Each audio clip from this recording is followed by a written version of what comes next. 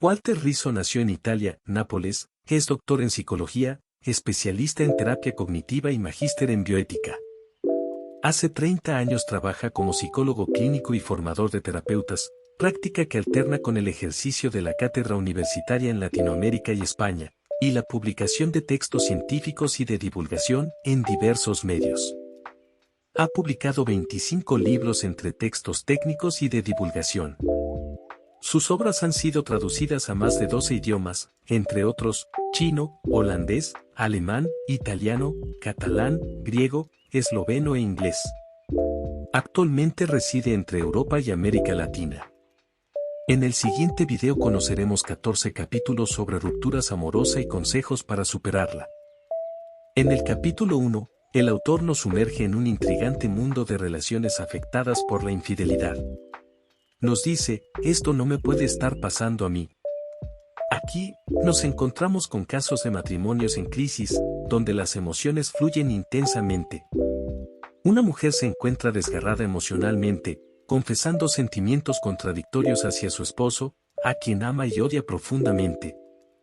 Al mismo tiempo, el esposo revela su hostilidad, afirmando que no puede soportarla, y la simple vista de ella le provoca furia.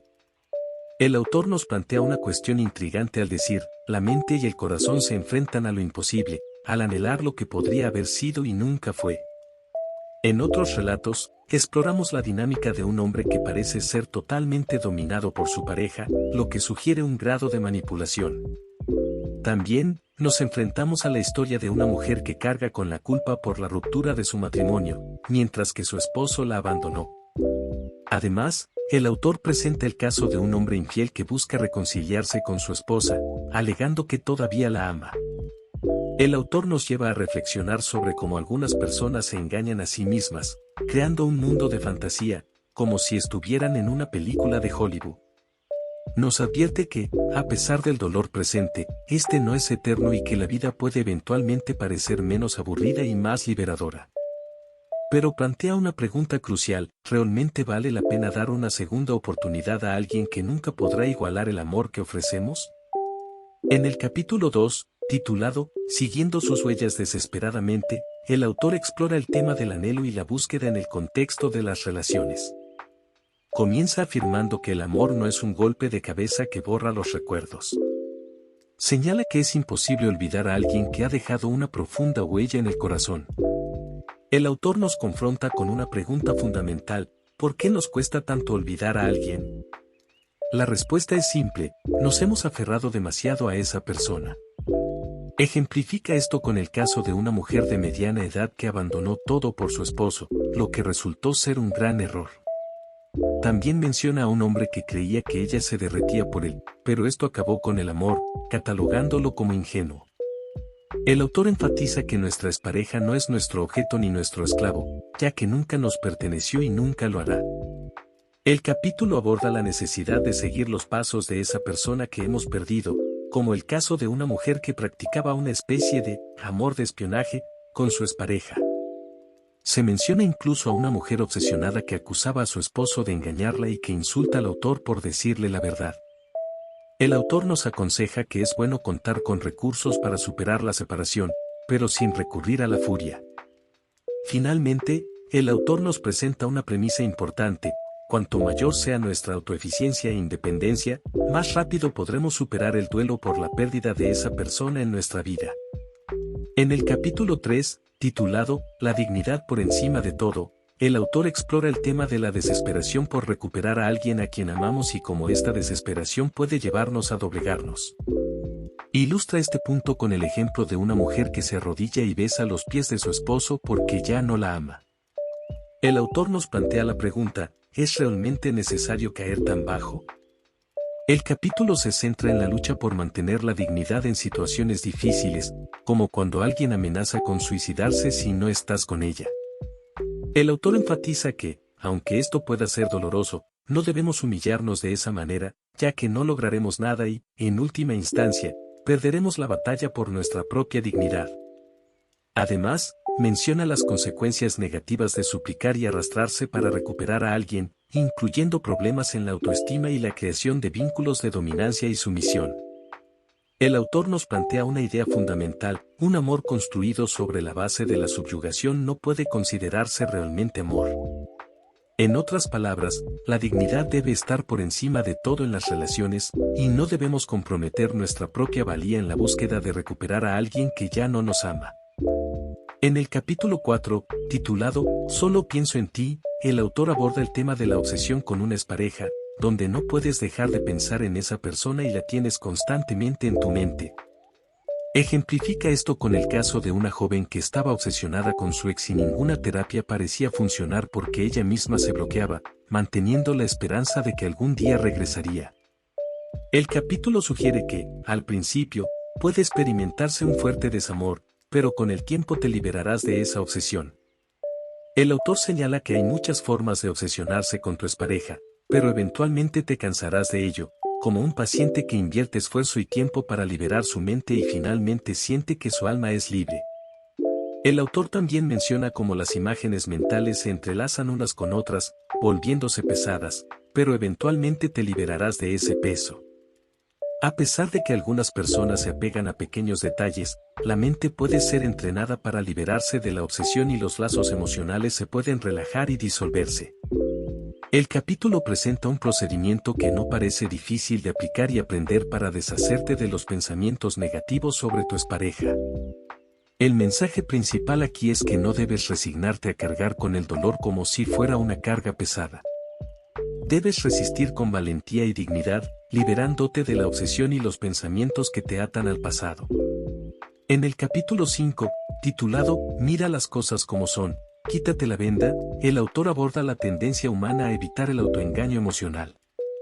Muchas personas se desconectan emocionalmente y se atrincheran en una especie de bloqueo emocional defensivo, evitando enfrentar y resolver los problemas de manera honesta. Es esencial dejar de mentirse a uno mismo y confrontar los problemas con valentía. El capítulo ejemplifica esto con el caso de una paciente recién graduada que anhelaba una relación de cuento de hadas, pero finalmente se enfrentó al desamor. Es preferible enfrentar la realidad y asumirla con una actitud positiva, en lugar de vivir en una fantasía. Otra paciente, a pesar de que le decían que la amaban, finalmente comprendió que era una mentira y dejó de asistir a las consultas, renunciando a esa relación falsa. Algunos pacientes, cuando se dan cuenta de su error, pueden experimentar dudas, pero enfatiza que el amor saludable siempre es efectivo. El autor también sugiere un ejercicio en el que se pide a las personas llenar algo, aunque personalmente no lo haya hecho, para ayudar a otras personas a confrontar la realidad. Además, nos muestra un procedimiento con uno de sus pacientes, destacando que una separación es una situación en crisis, y la crisis también puede ser vista como una oportunidad de crecimiento y aprendizaje. En el capítulo 6, titulado Aléjate de los amigos tóxicos, el autor aborda el tema de las relaciones con amigos tóxicos que a menudo mantenemos en nuestras vidas sin darnos cuenta. Limpiar nuestro entorno social, ya que amigos tóxicos pueden tener un impacto negativo en nuestra vida. El capítulo describe diferentes tipos y características de amigos tóxicos, a quienes a veces consideramos como personas virtuosas. El problema surge cuando estos amigos tóxicos comienzan a mostrar defectos que nos afectan. El autor enfatiza que no debemos tolerar a aquellos que nos hacen daño. El autor nos presenta ejemplos de amigos tóxicos, como aquellos que hablan constantemente sobre su expareja, los que toman partido por el expareja, los que nos critican todo el tiempo, los que nos recuerdan lo dolorosa que es la soledad, los que insisten en que las separaciones son terribles, los que no entienden nuestra situación a pesar de explicársela repetidamente, y los que muestran indiferencia hacia nuestro dolor. El mensaje principal del capítulo es que debemos valorar la suerte de tener amigos auténticos y deshacernos de la toxicidad en nuestras relaciones. Debemos hacer una revolución amistosa y rodearnos de aquellos que realmente nos quieren y nos brindan apoyo positivo, dejando atrás a los amigos tóxicos que solo nos hacen daño. En el capítulo 7, titulado Ataca racionalmente las ganas de volver, el autor aborda el impulso de regresar con tu expareja cuando quizás no sea la mejor decisión. Nos insta a reflexionar sobre dos preguntas clave. A. ¿Qué cambios específicos ha realizado tu expareja que te hacen considerar la reconciliación? B. ¿Han buscado ayuda profesional? ¿Han tenido experiencias espirituales o han cambiado en su enfoque religioso? No debemos buscar soluciones mágicas o fantasiosas para resolver problemas de relación, sino enfoques más concretos y realistas. El capítulo enfatiza que la decisión de intentar una reconciliación debe basarse en algo más que en el sentimiento de amor. Se requieren tres pilares esenciales: deseo, amistad y ternura. Aunque el amor a veces puede parecer detener el tiempo, no es suficiente para garantizar el éxito de un regreso. Intentar revivir una relación rota puede generar confusión y miedo al fracaso, por lo que se destaca la importancia de una actitud realista que elimine las ilusiones falsas. En última instancia, el capítulo nos anima a tomar decisiones racionales y reflexionadas en lugar de dejarnos llevar por el impulso emocional de regresar con una expareja.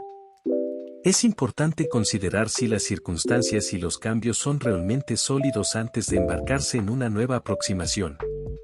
En el capítulo 8, titulado Cuidado con las relaciones insalubres posperdida, el autor aborda la vulnerabilidad que experimentamos después de una ruptura en nuestras relaciones. Señala que tanto física como psicológicamente, nos volvemos más sensibles después de enfrentar el amor o el desamor. En este estado de fragilidad, a menudo buscamos apresuradamente reemplazar lo que hemos perdido para calmar el dolor. El autor subraya la importancia de elaborar y sanar de manera definitiva la pérdida antes de comenzar una nueva vida. Advierte contra involucrarse con amigos de la expareja, ya que esto a menudo oculta intenciones retorcidas, como la venganza. En lugar de buscar venganza, el autor sugiere que la mejor venganza es encontrar la felicidad propia. El capítulo relata la historia de un paciente que intentó hacer daño a su expareja pero solo terminó dañándose a sí mismo y sintiéndose lleno de odio. También se enfoca en la importancia de resistir el impulso de buscar consuelo en alguien más, y si es necesario, buscar a alguien que no tenga ninguna conexión con el expareja, preferiblemente alguien completamente ajeno. Se narra el caso de un paciente que volvió con su primer amor después de 2 meses, pero afortunadamente o desafortunadamente, la relación no prosperó debido a las diferencias fundamentales. En última instancia, el capítulo destaca que las ganas de enamorarse nuevamente no son suficientes, ya que las creencias y la filosofía de vida también desempeñan un papel crucial en nuestras relaciones. En el capítulo 9, titulado Autocontrol, sudor y lágrimas, aprende a resistir, el autor aborda la estrategia de aprender a decir no cuando las ganas de volver con tu expareja te tientan. La premisa fundamental es que, si has terminado definitivamente con tu expareja, debes actuar y sentir como si esa persona ya no existiera en tu vida. Aceptar que el vínculo se ha roto no tiene sentido si cedes ante deseos irracionales de reunión o resucitación de la relación. El capítulo se centra en la idea de cultivar una resistencia interna, una especie de ciudadela gobernada por uno mismo. Se destaca que olvidar a la otra persona y enfrentar tu nueva situación requerirá una gran dosis de persistencia. La resistencia es similar a cuando sientes miedo y tienes la tentación de huir de lo que te causa incomodidad. En lugar de huir de inmediato, se sugiere tolerar esa sensación y acostumbrarse a ella. El autor también menciona la técnica del modelado encubierto, que implica imaginarte a ti mismo actuando de manera correcta y haciendo lo que no has sido capaz de hacer en la situación real. Este ejercicio puede ayudarte a visualizar cómo debes actuar en situaciones difíciles. En resumen, el capítulo enfatiza la importancia del autocontrol y la resistencia ante las tentaciones de volver a una relación pasada, y sugiere técnicas para fortalecer esta resistencia. En el capítulo 10, el autor nos habla sobre la importancia de tener un yo auxiliar en nuestra vida durante momentos difíciles, como una separación.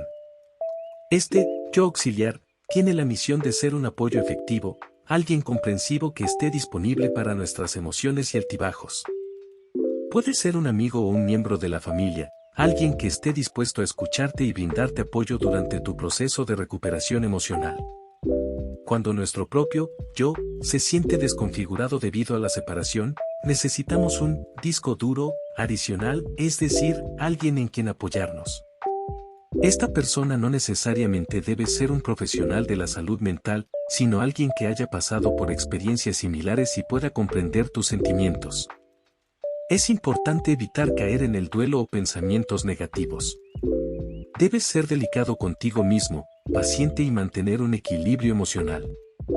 La separación puede generar dudas, pero estas dudas suelen atribuirse a la recuperación.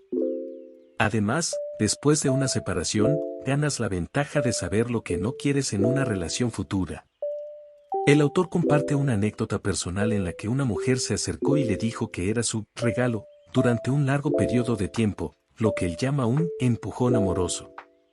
Esta historia ejemplifica cómo alguien puede convertirse en un apoyo valioso durante momentos difíciles de una relación. En el capítulo 11, el autor aborda el tema de autocompadecerse y autocastigarse después de una ruptura.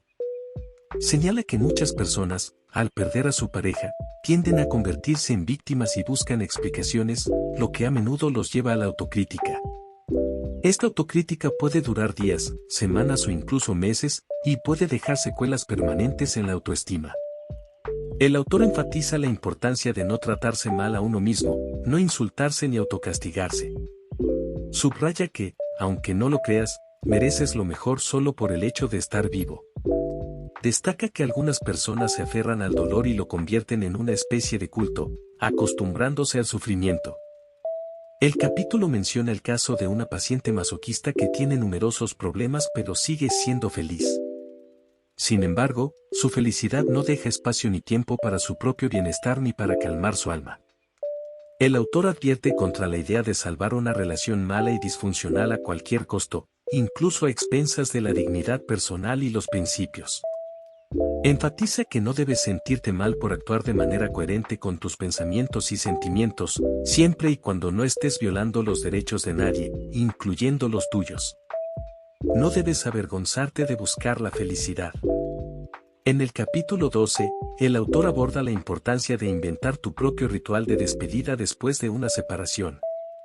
Describe el duelo como una forma de despedida, la aceptación de un adiós y la construcción de una nueva vida. El autor compara el duelo afectivo con el duelo por una persona fallecida y sugiere que una ceremonia puede ser beneficiosa para procesar adecuadamente la disolución definitiva de la relación. Los rituales desempeñan un papel crucial en el proceso de duelo, ya que permiten aceptar los hechos, expresar el dolor y, de alguna manera, borrar el pasado. Estos rituales pueden ser públicos o privados, según la preferencia de cada individuo. El autor menciona casos de pacientes que han utilizado rituales para liberarse de sus exparejas. Por ejemplo, una paciente esperó un tiempo para realizar un entierro simbólico de su relación, liberándose de su expareja. Otro hombre escribió una carta a su expareja expresando su cansancio y, de esta manera, pudo liberar su duelo.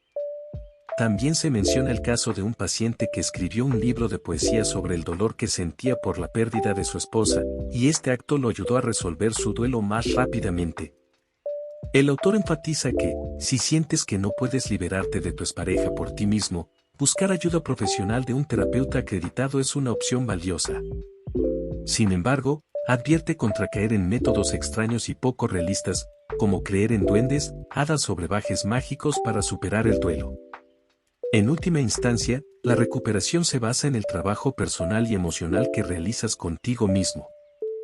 En el capítulo 13, el autor nos anima a premiarnos, relajarnos, meditar y cuidar nuestro cuerpo como una forma de tratarnos a nosotros mismos como personas especiales. Esta actitud nos ayuda a superar la autocompasión que puede hundirnos y crea un ambiente motivador lleno de placer y actividades que nos gustan. El autor enfatiza la importancia del humor, incluso si es negro o sarcástico, como una forma de canalizar la amargura. El humor tiene 3 ventajas: eleva el estado de ánimo, distrae de los problemas y aleja a las personas tóxicas y amargadas, ya que generalmente no pueden soportar el humor. El capítulo menciona el caso de una paciente que se sintió extraña al principio al practicar estas actividades, pero luego se sintió bien al luchar contra el estrés. El autor destaca que si no te cuidas y te valoras a ti mismo, es poco probable que otros te amen y respeten de verdad. Por lo tanto, recomienda crear un ambiente lleno de bienestar en tu vida en lugar de uno depresivo. Comienza por lo más básico, no te menosprecies y embellece tu existencia para que te sientas especial y valioso. En el capítulo 14, el autor nos habla sobre la importancia de tomar el control de nuestra vida y reinventarnos después de una separación. Sugiere que en algún momento de la vida, Debemos entrar en un estado revolucionario que proporcione un cambio radical y nos permita crear una nueva versión de nosotros mismos. Durante esta fase de recuperación, es probable que tu interés por tu expareja disminuya gradualmente, y te enfrentarás a una libertad nueva y, en muchos casos, desconocida. El autor señala que en esta etapa del duelo, ya no eres la misma persona que eras antes de la ruptura. Te liberarás de las cadenas que te ataban a tu expareja. Aunque habrá tropiezos en el camino, serán menos incómodos y dolorosos con el tiempo. El capítulo relata el caso de una paciente que inicialmente juró que nunca perdonaría a su expareja. Sin embargo, a medida que avanzó en su proceso de recuperación, se dio cuenta de que el amor no debía ser una obligación y que aferrarse al resentimiento era una carga difícil de llevar. Finalmente, llegó al perdón, que no implica olvidar ni humillar, sino recordar sin dolor. El libro concluye diciendo que ni tu expareja ni el amor podrán aplastarte si no les das el poder de hacerlo. Tomar el control de tu vida y llegar al perdón son pasos importantes para liberarte de los lazos emocionales que puedan seguir atándote a tu expareja.